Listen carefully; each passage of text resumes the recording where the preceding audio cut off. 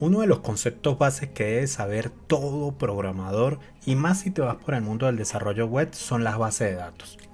No importa si te quieres ir por el lado del frontend, si el lado del backend, si es full stack, etc. Es importante tener estos conocimientos bases. ¿Por qué? Porque las bases de datos son un componente especial en las aplicaciones web. Sin ellas no funcionaría prácticamente nada. O no le daríamos tanto utilidad a las aplicaciones web.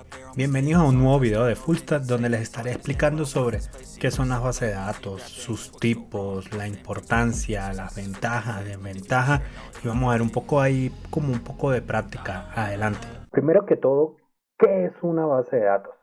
Ya, un momento, creo que pusieron música, el vecino, no, todo bien, bien. ¿Qué es una base de datos? Es una herramienta hablando de software donde podemos recopilar, organizar información que va a persistir con el tiempo y a su vez poder consultarla para manipularla debidamente. Básicamente es esto. Este es el concepto base de una base de datos. Vamos un momentico aquí a la pantalla donde yo les voy a explicar a cómo se aplica una base de datos o cómo interviene una base de datos en una aplicación web, cómo está estructurada normalmente una aplicación web. Entonces acompáñenme aquí a la pantalla. Listo. Vamos a suponer que tenemos una aplicación web como sería una aplicación web del mundo real. Aquí donde vamos a tener una aplicación frontend que se va a conectar a un backend y a su vez pues a través de una API. Ya le vamos mostrando un poco esto. Hay muchos tipos de aplicaciones web. Uno de ellos es es la mayoría a la hora de construir aplicaciones web, es de esta manera: un frontend, un backend y ya vamos a la intervención. Entonces vamos a diagramarlo un poco. El frontend, ponerlo por aquí. Este sería el frontend. Lo tengo escrito aquí. Vamos a suponer que este es el backend. Así normalmente está construida una aplicación web. Listo. Entonces, el frontend y el backend están separados.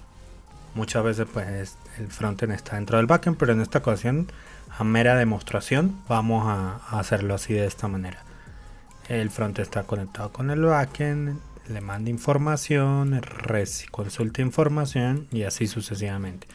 Y todo esto a través de una API REST que se comunica por archivos JSON.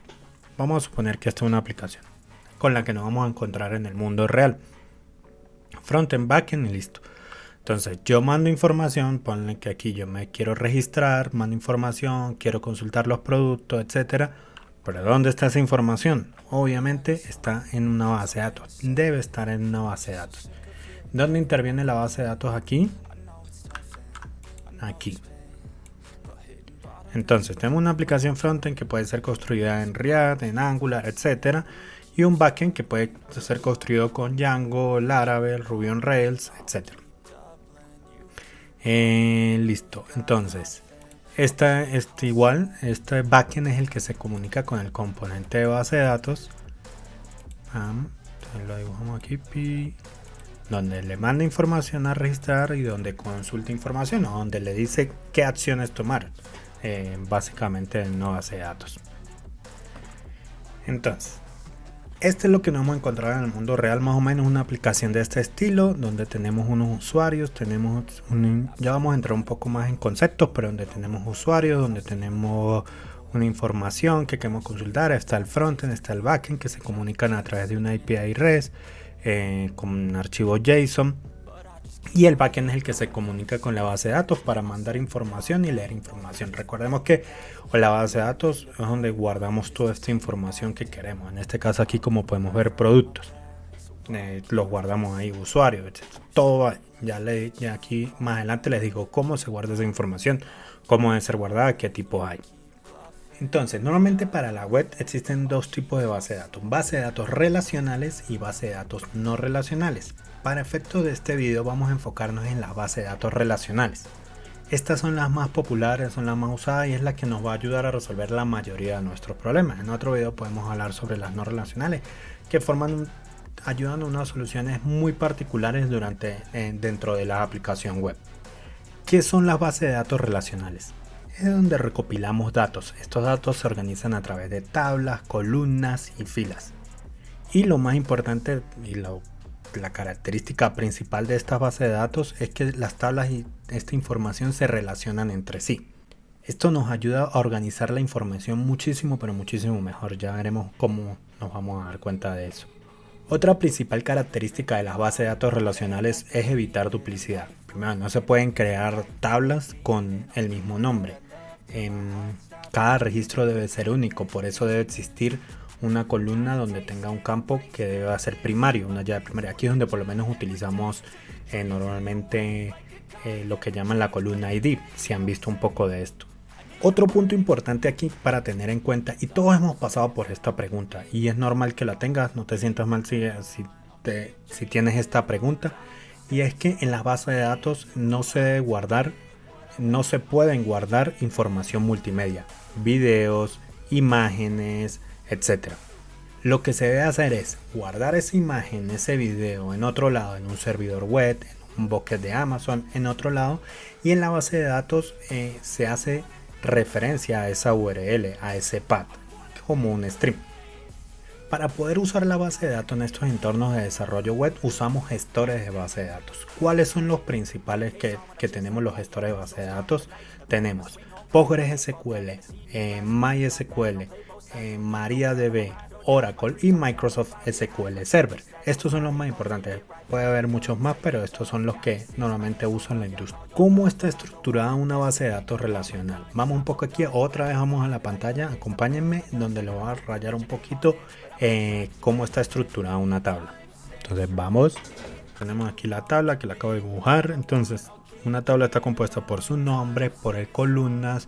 Cada columna debe tener su nombre de columna, y la tabla tiene sus registros donde son únicos para evitar la duplicidad. Recuerden que hay una columna donde debe ser primaria. Esto básicamente es el esquema de una base de datos, que es la representación visual de cómo es una tabla, cómo es la base de datos en relación. Listo, entonces vamos a crear como una tabla. ¿Cómo se vería una tabla? También en un diagrama. Ustedes se van a encontrar, cuando hablen de base de datos relacionales, se van a encontrar con diagramas de entidad de relación. Vamos aquí a cómo se vería una tabla en un diagrama de estos, sin profundizar mucho. Por ejemplo, tenemos aquí los usuarios y tenemos los productos. Vamos a hacer la tabla de usuarios. Nos vamos a encontrar también con diagramas de entidad de relación, que eso ya es otro tema un poco más profundo, pero es como la representación gráfica cuando diagramamos una base de datos. Entonces les voy a poner cómo quedaría una tabla. En este caso vamos a hacer una tabla de esta aplicación web. Tenemos productos, recordemos que tenemos usuarios, vamos a hacer la tabla de usuarios. Entonces la tenemos por aquí, y así se vería más o menos una tabla en un diagrama de entidad de relación. Parece, obviamente con más detalle, pero vamos a hacerlo. Tenemos la tabla de usuarios, users, donde tenemos un nombre, tenemos un email y tenemos un password. Recordemos que debemos identificar las restricciones. En este caso el nombre no, entonces vamos a ampliarlo aquí. Vamos a hacer otro aquí.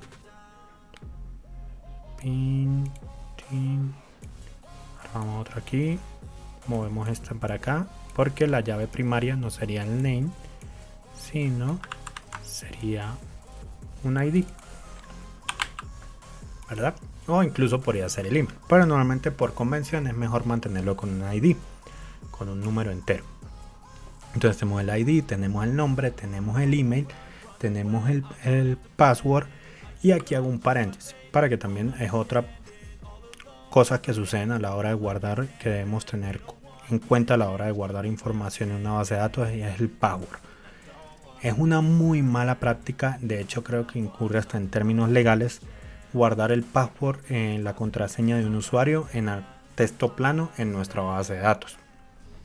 Por ejemplo, que un usuario mande a guardarle el password 0123 y nosotros agarremos ese 0123 y lo guardemos en un campo de la base de datos y listo. Es una muy mala práctica, y como dije, creo que en algunos países, no sé en todos, pero incurre en términos legales, eso no se debe hacer. Entonces, ¿qué se debe hacer aquí? Es a través del framework, a través del lenguaje de programación que estemos usando, del lado del backend, encriptamos ese password y lo que guardamos es esa representación encriptada en la base de datos. Y luego al momento de comparar información a través del framework, el lenguaje, lo que hacemos es desencriptar este password para que haya la comparación necesaria. Esto es importante porque pues si alguien accede a nuestra base de datos, no ve, como ya ha pasado, pues no debe mostrarse las contraseñas, porque pues muy mala práctica. Listo, continuamos. Pasamos a los tipos de relaciones. En la base de datos relacionales tenemos tres tipos de relaciones. La primera relación es de uno a uno, y ahorita le explico un poco. La otra relación es de uno a muchos y la otra relación es de muchos a muchos. Relación uno a uno. El registro de una tabla A solo se puede relacionar con el registro de la tabla B. Por ejemplo, una tabla de países donde tenemos la lista de países, donde tenemos los países, y una tabla de banderas, donde está la información de las banderas. Un país nada más puede tener una bandera y una bandera nada más le pertenece a un país. Eso es el ejemplo base de una relación uno a uno. Tenemos una relación uno a muchos, que en este caso es como la que más usada, es la más usada. Es el registro de una tabla A, se puede relacionar con varios registros de la tabla B. Por ejemplo, tenemos una tabla de estados o departamentos y tenemos una tabla de municipios. Entonces, un estado puede tener muchos municipios, pero un municipio nada más pertenece a un estado. Entonces, esa es la relación de uno a muchos. También tenemos la relación de muchos a muchos, se da cuando varios registros de la tabla A se relacionan con varios registros de la tabla B. Esto es muy común, por ejemplo, en los casos un e-commerce, un carrito de hacer una compra. Tenemos usuarios y una tabla productos. Entonces, un usuario puede tener muchos productos, pero esos productos también pueden estar en muchos usuarios. Entonces, este es un ejemplo muy clásico. Esta es la menos usada, pero hay formas de encarar esta relación, pero se la van a encontrar en el camino. Pero ¿cómo consultamos información? ¿Cómo manipulamos esta información en nuestro backend? Porque al final desde el backend es donde vamos a consultar esta información, hablando de desarrollo web. Y aquí es donde llega a veces tan odiado y a veces amado SQL, que es un acrónimo del inglés Structured Query Language, o lenguaje de consulta estructurado. Básicamente es un tipo de lenguaje de programación que nos sirve para consultar información, manipularla, eliminarla, borrarla, etcétera, de una base de datos. Es muy potente y pues, nos ayuda a hacer muchos cálculos avanzados y álgebra, etcétera. Como lo dije, básicamente con este lenguaje lo que podemos hacer es consultar, eliminar, actualizar, registrar y crear tablas también de una base de datos a través de los gestores de base de datos, como los que nombré anteriormente, como Postgres, MySQL, etc. En otro video les explico un poco más cómo se hace una consulta, cómo es la característica de este lenguaje. Si comenta acá, si te interesa, pues adelante. Para algunos no es tan amigable este lenguaje y es entendible, también porque a veces, como estás desarrollando en un framework backend como Django, Laravel, Ruby on Rails, etcétera, te saca del contexto en el que estás utilizando Python y ahora tienes que usar SQL para hacer la manipulación de los datos y pues puede tener inconvenientes a la hora de desarrollar. Aunque así era lo normal antes en la web, tú agarrabas, creabas las consultas con SQL, la información y la insertabas ahí. Pero debido a que se dieron cuenta que esto era un problema, nació una solución y se creó, ya existía los ORMs gracias a esto. ¿Qué quiere decir los ORMs? Object Relational Mapping. Entonces, ¿qué nos ayuda a esto? Que nos ayuda a mapear la base de datos y podemos manipularlas a través de objetos, el lenguaje que estamos usando, a través de una librería obviamente, y esto nos ayuda a iterar y más fácil hacer estas consultas. Entonces nos pone esa capa en el medio donde nos facilita muchísimo, pero muchísimo las cosas. Esto puede traer ventajas y desventajas también, que podemos entrar en más detalles luego en otro video también, hablando de ORMs. Pero es importante que lo tengan en cuenta porque cuando yo sé que están aprendiendo un framework backend, por ejemplo, hablando de backend, y sé que se van a encontrar con ORMs. Entonces, muchas veces pues se aprende primero el ORM antes de aprender SQL.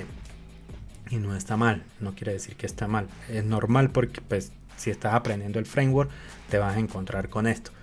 Lo importante es que, como lo mencioné en el video pasado, es vayan aprendiendo ese ritmo de te encuentras con este ORM, pero ¿qué hace el ORM? Consulta información de base de datos, SQL.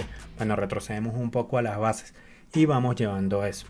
Por eso también hago este video, como para que entiendan un poco las bases, cómo funciona una base de datos. Yo sé que no está muy profundo este video, pero es ir tocando como cada tópico y luego ustedes puedan ir a profundizar. Es la idea. Por entonces repito, no está mal que estén aprendiendo el ORM en este momento, que seguro ya se lo encontraron muchos y lo ven muy natural. Yo lo entiendo entonces, pero es importante que eso se está comunicando a través de una base de datos, que por debajo está corriendo el lenguaje de programación SQL, y esto es una capa que nos ayuda. Entonces entiendan SQL, también entiendan las consultas, porque muchas veces también es importante. El ORM se nos queda corto cuando queremos hacer consultas muy avanzadas, con relaciones entre muchas tablas, para hacer cálculos incluso. El ORM no es tan óptimo y para esto tenemos que ir a las bases con el SQL. Entonces, si les gusta este video, quieren profundizar en este tema, pues me lo quieren decir, o si quieren sugerir otro tema, comenten aquí en el video. No olviden darle like, no olviden suscribirse. También es importante que si quieren una mentoría mía, acabamos de crear un Patreon donde pueden, hay unos planes básicos, lo voy a dejar en el link, donde pues te puedo ayudar, te puedo contar anécdotas, te puedo ayudar a ir avanzando a conseguir ese primer empleo, esa primera oportunidad. Es la finalidad del Patreon para esas personas que están un poco desesperadas en este punto, que quieren conseguir esa primera oportunidad. Entonces, sin más nada que agregar, muchísimas gracias, y nos vemos en la próxima.